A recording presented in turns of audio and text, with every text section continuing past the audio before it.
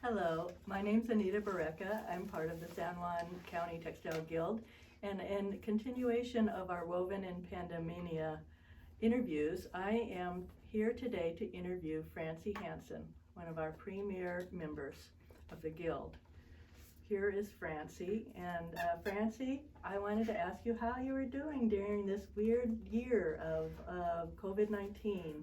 How are you coping? Well, at first I was angry and I was mad and I didn't like it and I was frustrated and not accepting anything, and I thought, everybody said, oh, you'll make a cute mask, and I said, I don't even want to wear a mask.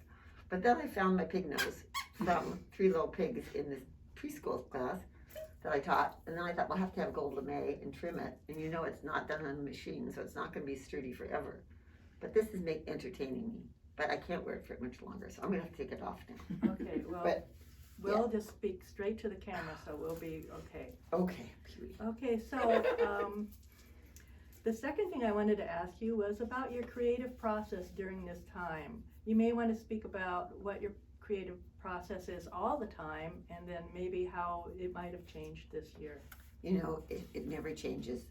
If I find material, I'm going to go for it, and I'm going to use it all until it's all done. And I think my name's on bathroom walls, so I seem to get all kinds of things, and that's what I'll do. So Jane Buck found this reed stuff in the thrift, piles of it, just piles, and I can show different ones. And then I have one more batch that I'm going to make baskets out of. And then it's just a question of go for it. And that's how I do all my creative processes, just work with what I find. And I love it. It's very exciting to me. And Patty, for example, brought me all her ends from her, Patty Barker brought for me her ends from her beautiful silk ends. And so I made these, they're sort of beehive-ish, very fragile. Anyway, so I had so much fun using them, and then I realized I could do things a little more subtle, and this was a different kind of cord or reed, so I just tried using, I was so excited about the color that I wanted to use every one, and then I thought, it might be nicer in a different palette, so that's what I did. Mm-hmm. And then I, this one is a different reed. That's the one I've got left. This stuff, I'm going to finish doing that. And then here's another one. Yeah, I just was using everything we had, everything I found. Whoops, this is some deer fencing, but I'm making stationery out of this, but I'll put that over there. But I don't know how much I'll put it in color here, but I'll definitely do more on the top. You told me about that basket magazine. Yes. And that was very inspirational. I think the way you finish a basket, I need some help. So I'm looking forward to getting my first edition or borrowing yours. And then I found I had telephone wire. I gave one batch of telephone wire to my lawyer because we were talking on the phone so much, and I thought I should make her a telephone wire basket. And I love using all this stuff up. So, but the other one was airy, more like that, and it looked better. I think this is a little too dense, but that's the color comes out a lot better that way. And I'm going to add more is better always in my world. Less is never better. So I'm going to add more sticking out all over, and then I'll be happy. And then I'll finish up using, that's all I've got left of telephone wire. So my goal is to just whatever, and then check it off, done. And then I found this is some more reed. There was a different kind that was also in that pack. And I don't know how to end it. I don't know if I'm going to cut these, what the length is, but I just glued these things, and I loved them.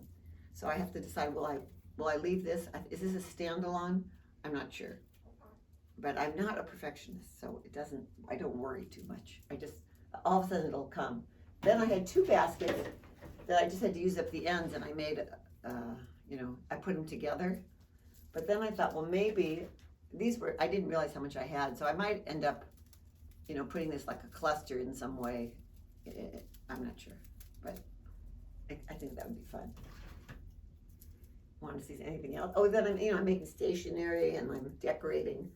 Do we dare talk about the birds? The things at the sculpture park? We can talk about the sculpture park, but I would like to talk about your amulets first. Oh, okay.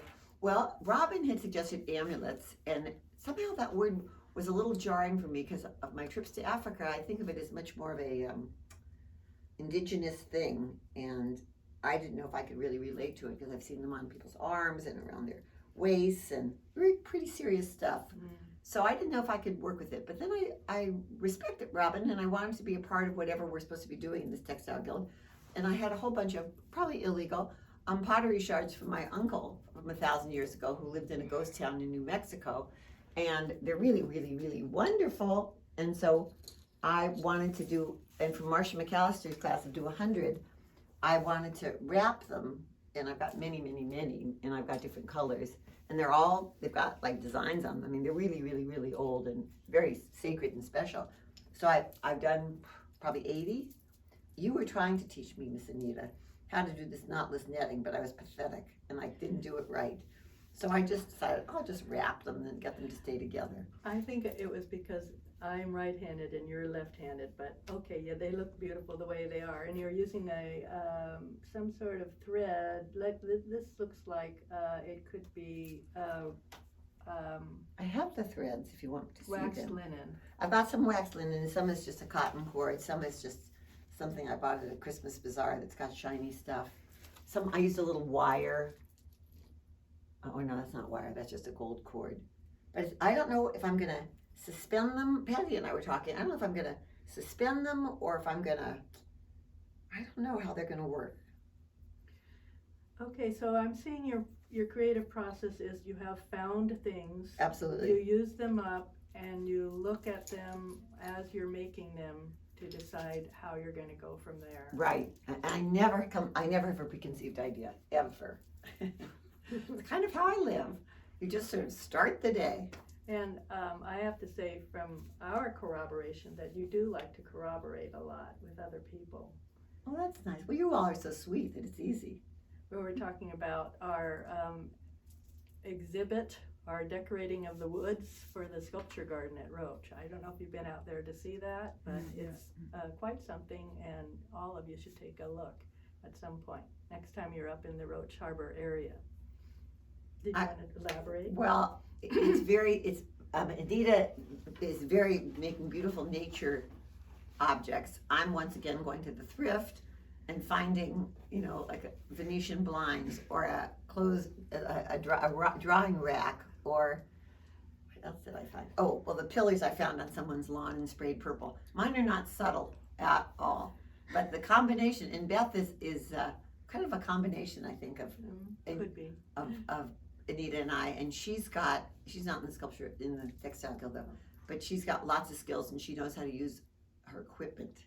So she always brings a drill, she brings scissors, things that we need, kinds of cord.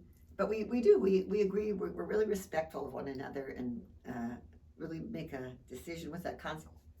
Corroborating, making this decision of how these things are all going to work. Yes. So I think, yeah, very fun.